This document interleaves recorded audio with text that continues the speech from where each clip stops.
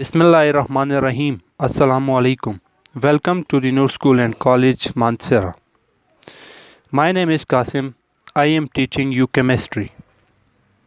Dear student, in the previous session, we discussed about one of the most important topic, and that is ionization energy.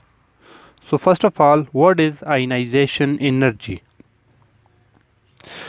Ionization energy is basically the amount of energy required to remove the valence shell electron from the outermost shell of gaseous atom to form the positive ion is called ionization energy.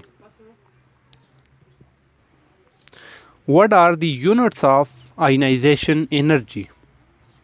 Ionization energy is measured in joule or kilojoule per atom. Third is how we represent ionization energy of an element. For example, we have sodium atom. We give energy, then it forms sodium ion and loses one electron. It required 496 kilojoule per mole ionization energy. Similarly, magnesium required 738 kilojoule per mole first ionization energy. When we remove second electron from that magnesium ion, then in that case it is also called second ionization energy.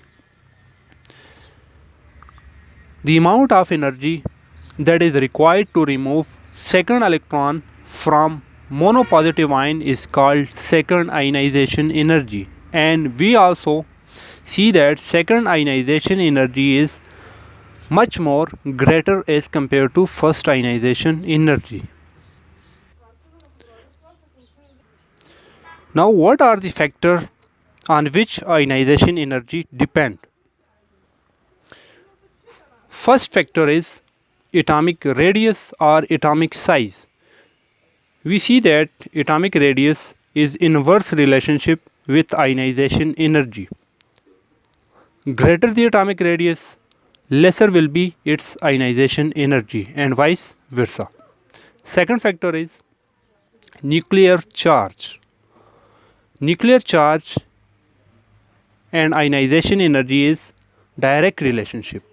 If you increase nuclear charge, then ionization energy will be also increases. Third factor is shielding effect. Increasing shielding effect will decrease ionization energy. And the fourth factor is complete filled and half filled orbital are much stable and their ionization energy is much high.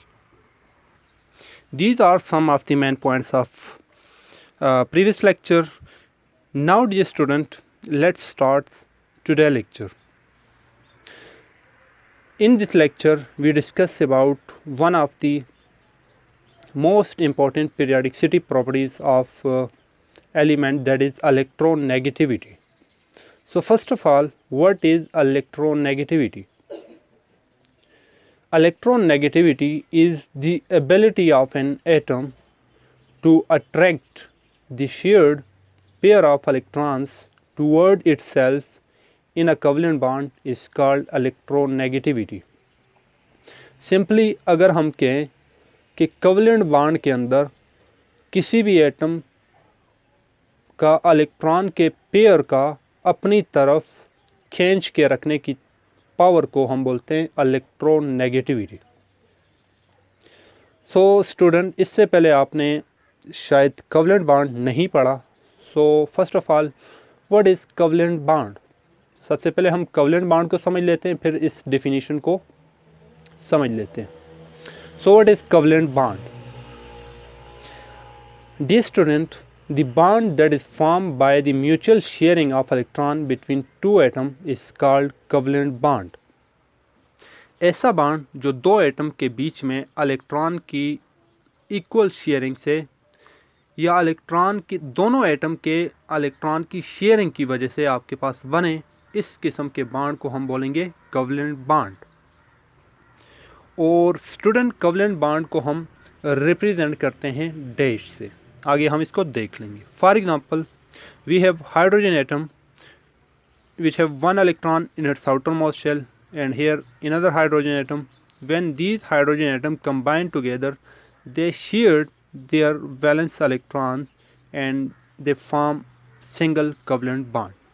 Similarly, we have two oxygen atoms which have 6 electrons in their outermost shell. They shared two pair of electrons with each other, and double covalent bond is formed. Similarly, nitrogen atom combine with nitrogen and they share 3 pair of electrons with each other, and hence triple covalent bond is formed. So these are the example of single, double and triple covalent bond. In all these example, mutual sharing of electron occur. Mutual sharing का मतलब है student कि दोनों ही electron share करें, एक ना share करे, दोनों ही शेयर करें. Okay. Now in these example student, both the atom in these example have same ability to attract the shared pair of electrons. आप इन्हीं एग्जांपल में देख सकते हैं कि दोनों एटम जो हैं उनके बीच में इलेक्ट्रॉन इक्वली शेयर होते हैं. ओके. सम टाइम स्टूडेंट ऐसा नहीं होता. सम टाइम जब आपके पास डिफरेंट एटम कंबाइन होते हैं तो उनमें इलेक्ट्रॉन की शेयरिंग की जो पावर है वो अनइक्वल होती है. उस केस को भी हम देख लेते हैं.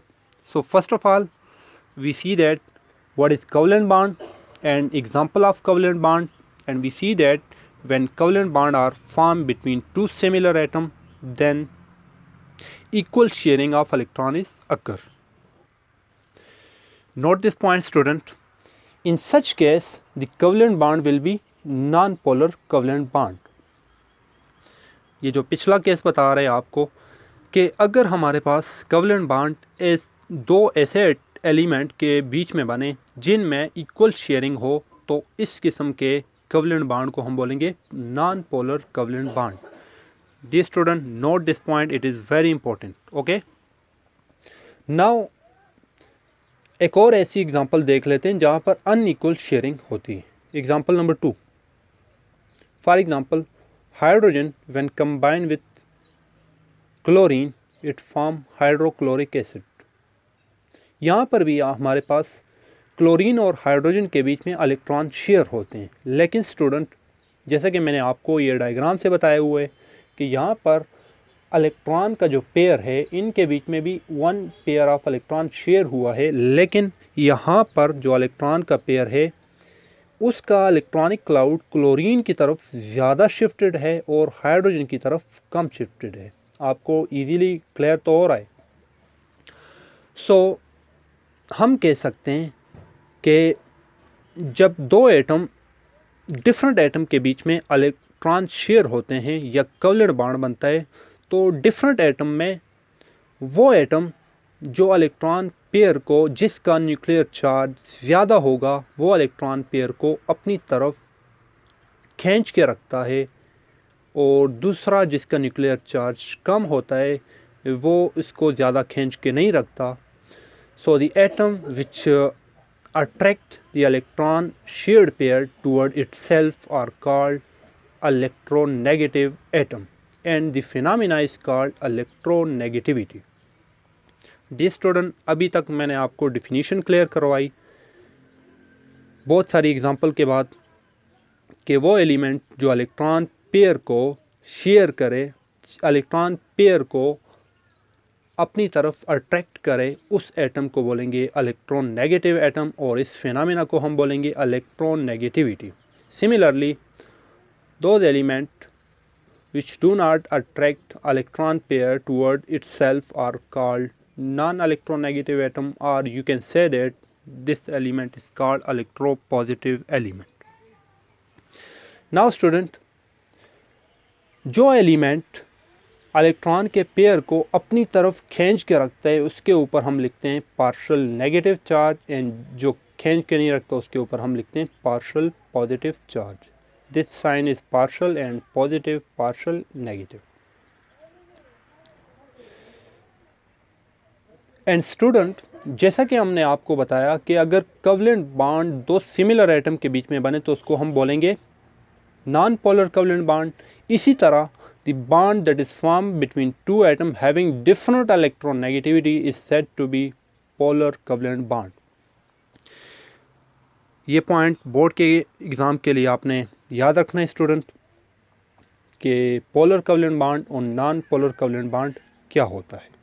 इस पर आगे भी मैं बात करूंगा कि पोलर कब बनेगा और नॉन पोलर कब बनेगा। बहरहाल जर्नल आपको इतना पता होना चाहिए, the bond that is form between two similar atom having no electron negativity or less electron negativity difference is known as non-polar covalent bond, and the bond that is formed between two atoms having different electron negativity is said to be polar covalent bond. Now student, ये तो हो गया हमारे पास electron negativity की definitions और कुछ example और polar और नॉन पोलर कोवलेंट बॉन्ड। अब स्टूडेंट हम जाते हैं कि वो कौन से फैक्टर हैं हमारे पास जिनसे इलेक्ट्रॉन नेगेटिविटी मुतासिर होती है, या वो कौन से फैक्टर हैं जिनको इंक्रीज़ या डिक्रीज़ करने से इलेक्ट्रॉन नेगेटिविटी कम या ज़्यादा होती है। So the first factor is atomic radius. Atomic radius is basically atomic size. You can say that greater the atomic radius, lower will be its electron negativity. बच्चों कहने का मतलब ये है कि एक एटम का साइज़ जितना छोटा होगा या जितना बड़ा होगा वो उतना ही इलेक्ट्रॉन के पेयर को कम अपनी तरफ खींचेगा। इसके मुकाबले में अगर एक एलिमेंट का साइज़ छोटा होगा तो उतना ही वो इलेक्ट्रॉन के पेयर को अपनी तरफ खींच के रखेगा और हम कहेंगे कि ये ज़्यादा इलेक्ट्रॉन नेगेटिव एटम है। From moving top to bottom in a group the atomic radius increases and hence electron negativity decreases. जैसा कि डियर स्टूडेंट आपने पढ़ा कि एटॉमिक रेडियस पीरियोडिक टेबल में टॉप टू बॉटम अगर हम ग्रुप के अंदर मूव करते हैं तो बड़ा होता है। Simply atomic size increases and hence electronegativity decreases. So अगर आपने याद रखना है स्टूडेंट के एटॉमिक साइज के साथ कैसा रिलेशनशिप है तो आप सिंपली कह सकते हैं एटॉमिक रेडियस और इलेक्ट्रॉन नेगेटिविटी का इन्वर्स रिलेशनशिप है। बढ़ते हैं नेक्स्ट फैक्टर की तरफ। एटॉमिक रेडियस वाले फैक्टर को इस डायग्राम से आपको इजीली क्लियर हो जाएगा। जैसा कि स्टूडेंट मैंने कहा कि ग्रुप्स में अगर हम मूव करते हैं from top to bottom, this is top and this is bottom. When we are moving from top to bottom in a group, we see that the number of shell increases. This atom has 2 shells, this is 3, this is 4, this is 5, this is 6. And when we are moving in a period from left to right, in a period the number of shell remain constant while atomic radius decreases. Okay? जैसा कि मैंने आपको बताया कि atomic radius के साथ हमारा inverse relationship है कि जितना एटम का साइज़ बड़ा होगा उतना ही वो एटम लीस्ट इलेक्ट्रॉन नेगेटिव होगा और जितना एक एटम का रेडियस छोटा होगा उतना ही वो ज़्यादा इलेक्ट्रॉन नेगेटिव होगा। So we can say that atomic size decreases and in a period from left to right and electron negativity is increases. Now इसी तरह स्टूडेंट अगर हम पीरियड के अंदर मूव करते हैं तो इलेक्ट्रॉन नेगेटिविटी डिक्रीज़ होती है, इसलिए कि एटॉमिक साइज़ हमारे पास कम होता है। सेकंड फैक्टर है हमारे पास डियर स्टूडेंट न्यूक्लियर चार्ज। अब बताएं न्यूक्लियर चार्ज के साथ कैसा रिलेशनशिप होना चाहिए। डियर स्टूडेंट जैसा कि न्यूक्लियर चार्ज बढ़ेगा साइज़ कम होगा और साइज़ कम होगा तो वो एटम ज़्यादा इलेक्ट्रॉन नेगेटिव होगा। ओके, जितना न्यूक्लियर चार्ज बढ़ेगा उतना आपके पास एटम का साइज़ छोटा होगा और वो एटम ज़्यादा इलेक्ट्रोनेगेटिव होगा। Nuclear charge and electronegativity is direct relationship. Third factor is shielding effect, or you can say that low laying electrons. जितने एक एटम के अंदर इनर शेल ज़्यादा होंगे उतने ही उस एटम के बाहर वाले इलेक्ट्रॉन्स के ऊपर रिपल्शन ज़्यादा होगी और इसी इफ़ेक्ट को हम बोलते हैं शील्डिंग इफ़ेक्ट और स्क्रीनिंग इफ़ेक्ट के इनर शेल का आउटर इलेक्ट्रॉन्स के ऊपर रिपल्शन प्रोवाइड करना, जिसकी वजह से इनर आउटर इलेक्ट्रॉन के ऊपर न्यूक्लियर चार्ज कम हो जाना, इसको बोलते हैं शील्डिंग इफ़ेक्ट। और जितना शील्डिंग इफ़ेक्ट ज़्यादा होगा वो एटम उतना ही लेस इलेक्ट्रोनेगेटिव कंसिडर किया जाएगा। सो हम कह सकते हैं कि इलेक्ट्रोनेगेटिविटी और शील्डिंग इफ़ेक्ट का आपस में इन्वर्स रिलेशनशिप है। और लास्ट फैक्टर स्टूडेंट हमारे पास आ जाते हैं इलेक्ट्रॉनिक कन्फिगरेशन। अगर आपको याद हो, मैंने आज ही रिपीट करवाया कि हमारे पास complete filled and half filled orbital are much stable and their ionization energy is much more. यहाँ पर स्टूडेंट हम आयनाइजेशन एनर्जी मतलब इलेक्ट्रॉन निकालने की बात नहीं कर रहे, इलेक्ट्रॉन अट्रैक्ट करवाने की बात कर रहे हैं। फॉर एग्ज़ाम्पल, एक चीज़ ऑलरेडी आपके पास स्टेबल है तो वो अनस्टेबिलिटी की तरफ क्यों जाएगी?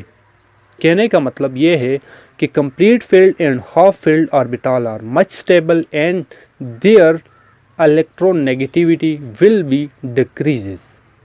Why their electronegativity will be decreases? Because of stability. Everything in this universe does not want to go from stability to instability. Okay, so this is the last factor, that is electronic configuration.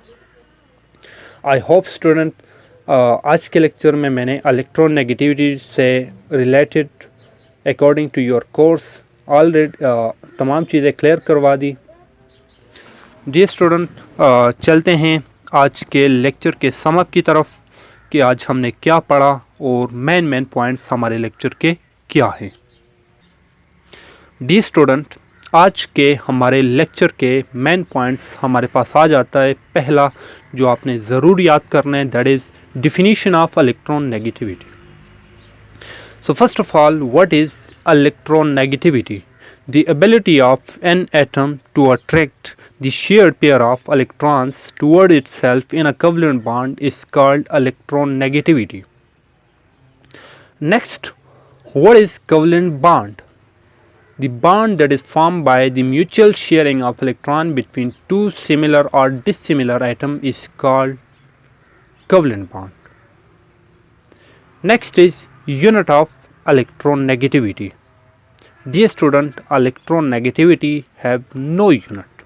Okay, electronegativity का कोई unit नहीं होता, बस आपके पास negativity जिस element की सबसे ज़्यादा है, जैसा कि फ्लोरीन को स्टैंडर्ड मान लिया गया और उसके कंपेयर में बाकी एलिमेंट्स को स्टैंडर्डाइज किया गया। Third factor is factor affecting electronegativity. In factors, first factor is atomic radius.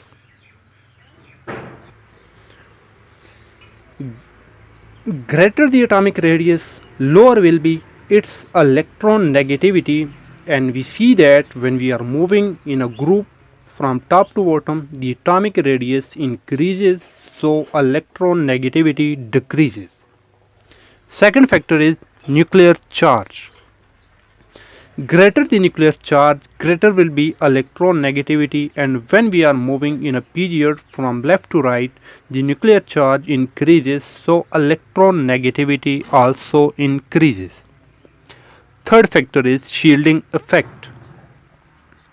As the number of shells increases between the nucleus and the valence shells, so the removal of electron from the outermost shell is easily Therefore, electronegativity will be lower. And the fourth factor is electronic configuration. The complete field and half-filled orbital are much stable, and the addition of electron to these orbital is difficult, and hence these orbital are least electronegative. Besides this, electronegativity also depend upon the nature of combining atom, the atomic volume of combining atom, the value of electron affinity, and the value of ionization energy. So this is all about the today lecture, student. Now come to the homework. Dear student, आपको जो भी homework मिलता है आपने इसको worksheet के ऊपर करना है, और सेकेंडली जितना भी आपको आजकल होमवर्क मिल रहा है इसको आपके नेक्स्ट एग्ज़ाम में 25% कंसिडर किया जाएगा. सो काइंडली आपने होमवर्क वर्कशीट के ऊपर ज़रूर करना है, और सेम एज इट इज मेरा लेक्चर आपने सेम जैसे मैंने आपको पेजेस के ऊपर लिखा हुआ है सेम इसी तरह आपने वर्कशीट के ऊपर इसको नोट करने. सो नेक्स्ट लेक्चर तक अपना ख्याल रखिएगा. थैंक्स. अल्लाह हाफिज़.